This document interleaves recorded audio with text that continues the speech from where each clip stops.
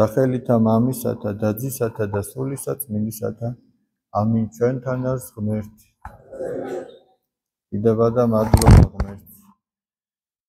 კიდევ ერთხელ მოგვიყვანა ქრისტეშობის დღესასწაულამდე და ჩვენ ამ ღამით სადღესასწაულო წირვას შევასრულებთ ღვთის მადლით. თქვენ არაერთი სახარებიდან არაერთი მონაკვეთი მოისმინეთ გამნობის დროსაც, შემდგომ წირვის დროს. ზოგადად გაგახსენეთ.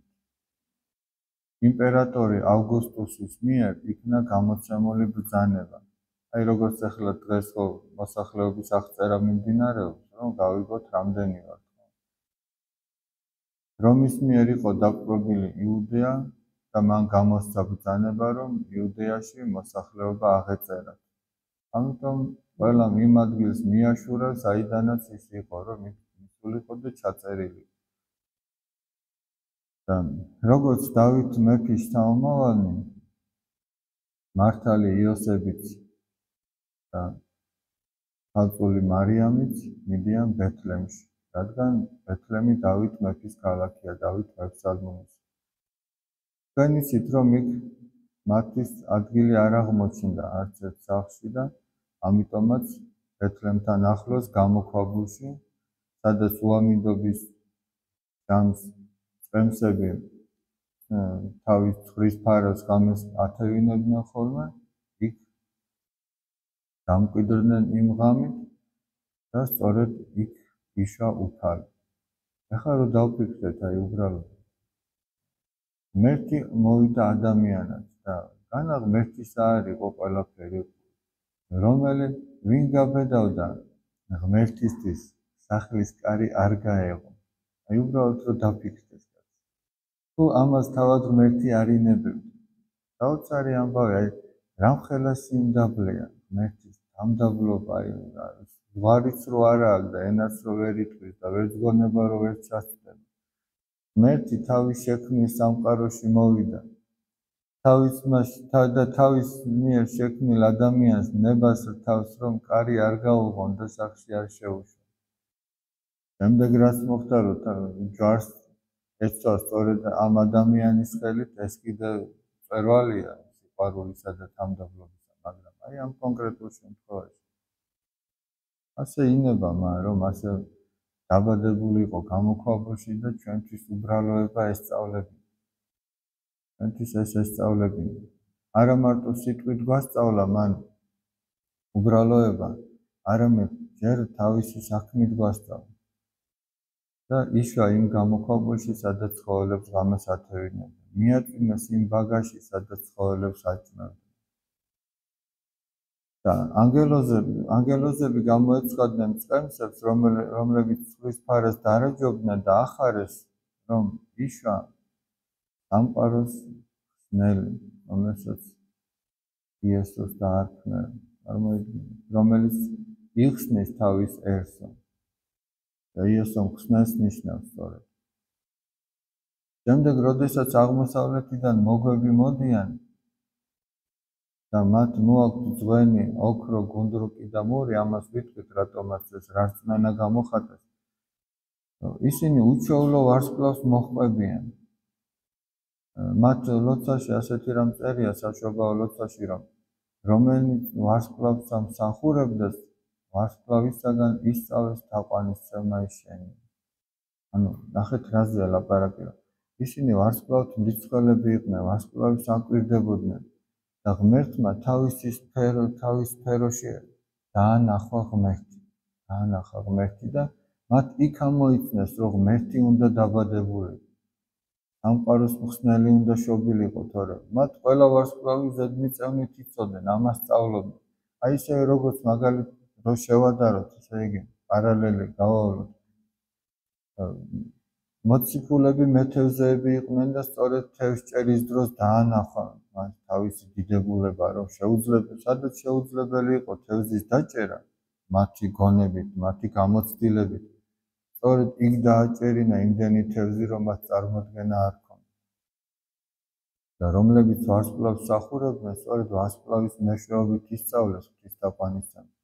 ანუ აქ რაზეა ლაპარაკი? თითოეულ ჩვენთაგანს, ესე იგი, იმ სფეროში დაგანახვებს თავს, თუ გულწრფელი ხარ, რასაც აკეთებ, რასაც საქმიანობ, იქაც დაგანახვებს თავს. ისე რომ ამაზე უნდა დაფიქრდეს ადამიანი.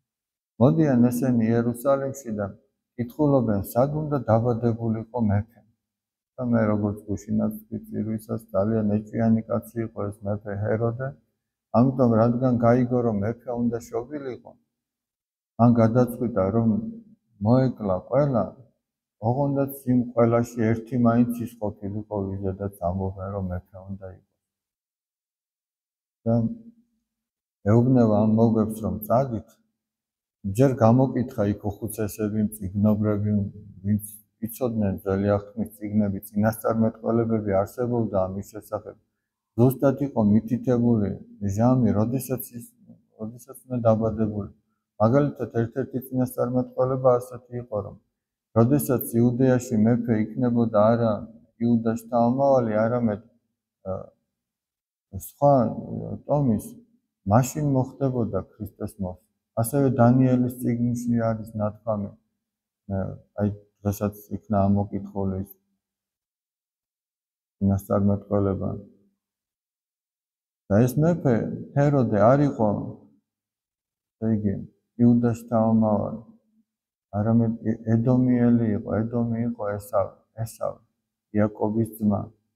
ედომი დაერქვა შემდეგ წითური, ამის გამო.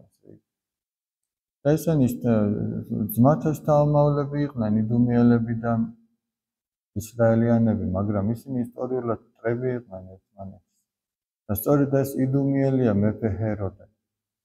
და მან როდესაც გაიგო რომ სადღაც მეფე უნდა დაიბადოს, ესე იგი ეუბნება ამ მოგებს რომ წადით, ჭეშმარიტად გამოიკითხეთ იმ ყრმის ამბავი, ანუ ნამდვილად დაადგინეთ სად არის რომ მეც მივიდე და თაყვანისცე მას. მოგები როდესაც წავიდნენ და ეს მზაკრული მოისმინეს, თუმცა მათ არ იცოდნენ რომ ეს მზაკრულია, საიდან მოსწოდნენ. მათ ანგელოზი გამოეცხადება და ეტყვის რომ როდესაც იპოვიან, სხვა გზით უნდა წავიდნენ. ჰეროდესთან აღარ უნდა შეიარონ, ესე რომ თქვა და არ უნდა უთხრან სად არის. და ამის გამო გაწმილებული ჰეროდე, ვემიცით რომ ბეთლემში და მის შემოგარენში თუ სადმე იმასაკის ბავშვი ეგულებოდა, აი 2 წლის და უფრო ქვემოთ.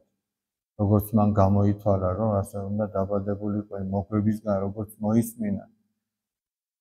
ყველა ბავშვი დაახოცინა და 14,000 აღწევდა ეს რიცხვი, 14,000 შვილი.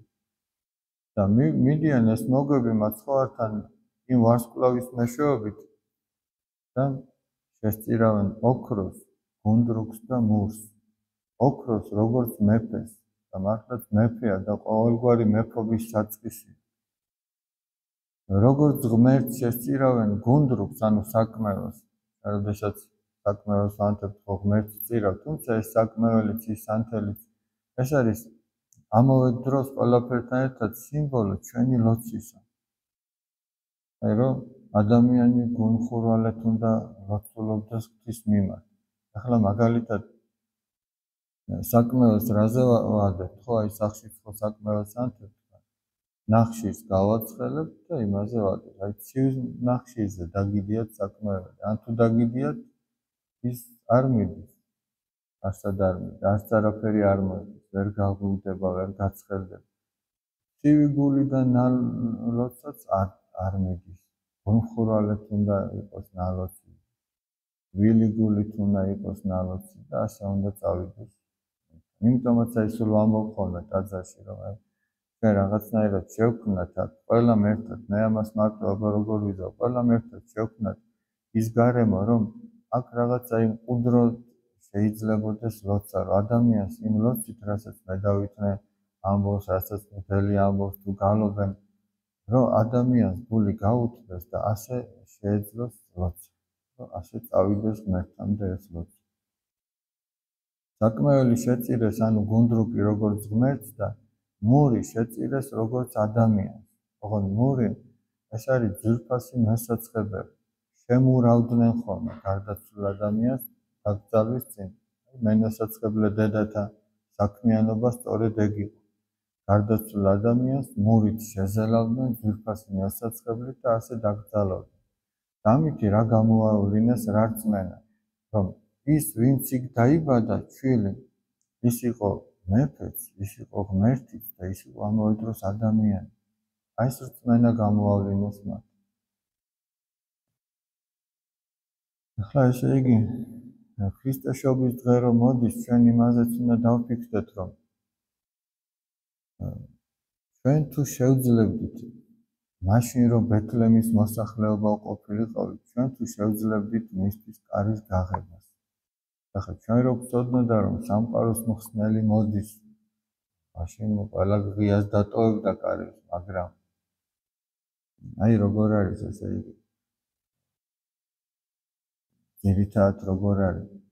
თუ სადმე დაბადების დღეა, ქორწილია, თუ რაღაც ისეთია, არის დახურულია, დაკეტილი თუ არა, დახურული მაინც არის, ხო? როდესაც ხინის დღეებია, კარი დახურულია. მაგრამ როდესაც ჭირის დღეებია, კარი ღია. აი უბრალოდ მე ამაზე მიფიქრია ხოლმე, აი შეიძლება მე ახლა ვწდები, რასაც ვამბობ, მაგრამ უბრალოდ აი ჩემი ფიქრები აქეთ არის. როდესაც ხინია, იქ შემთხვევით არავინ არ უნდა შევიდეს, ხო მართალია? ესეთი ადამიანის განწყობა დამოკიდებული. აი თუ ჭირია, შეიძლება სრულიად უცხოც მივიდეს და მიუსამძიმროს, მოეფეროს. ანუ და პირიქითაც უნდა ჰქონდეს ადამიანს გული ღია. აი ამაზეა ლაპარაკი. შენ რომ გილხინს, იმ ხინშიც უნდა ეცადო, რომ თანაზიარი გყავდეს. მაგაზეა ლაპარაკი. კი ბატონო, ჭიში რა თქმა უნდა მიხვიდე და მოეფერო და თანაუგზნო. ოღონდ ისე კი არ უნდა უგზნო.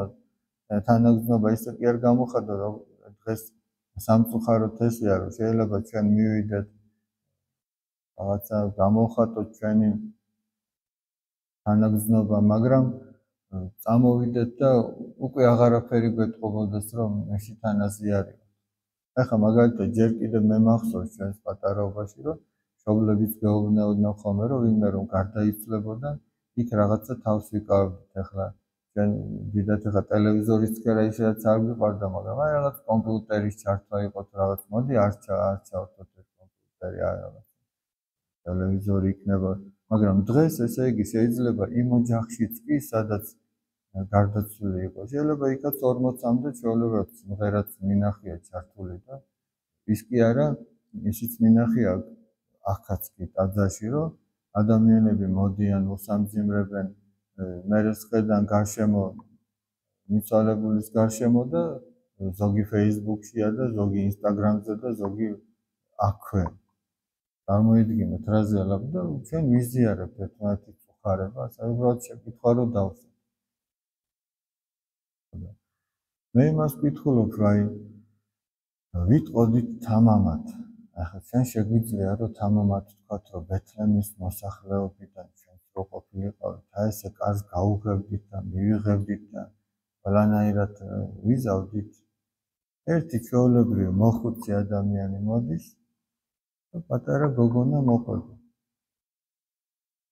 აი ესე რომ შევხედოთ მათი მხრიდან. მათ არ გაუღეს ეს კარი.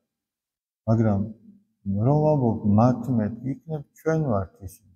იქნებ ჩვენც არ გაუღ. ანუ თუ ჩვენ სადღაც გაგულება გაჭირებული ადამიანი, ვისი დახმარება ჩვენ შეგვიძლია. და არ ვეხმარებით და არც ნანობთ ამას, მაშინ უკვე ძალიან ეს კითხვის ნიშანი კიდევ უფრო გაიზარდა. გაუღებდით კი კარს, მე მგონი ვერ გაუღებთ. თუ ვერც ვეხმარებით და ვერც ნანობთ, აი აქ ორ რამეზეა ლაპარაკი. თუ ვერ ეხმარებით და ნანობთ, ეს თქვა, ეს გადარჩენის იმედს ტოვებს. მაგრამ თუ არ ეხმარებით და არც ნანობთ, მაშინ უკვე ძალიან ცუდად არის აქ. რომ აი სანამ ვინმე გთხოვს დახმარებას, შენ თუ იცი, რომ მას შენი თავი ჭირდება. ზოგი მორიდებულია, ზოგი კი ვერ გთხოვს. ზოგს შეუძლია, ზოგს გაჭირება ათქმევინებს იმას, დაიმდაბლებს თავს და მოვა და ითხოვს, მაგრამ ზოგი ამას ვერ გააკეთებს. ამიტომ ჩვენ თუ ვატყობ, რომ ჭირდება, იმის თხოვნა აღარ უნდა გჭირდებოდეს.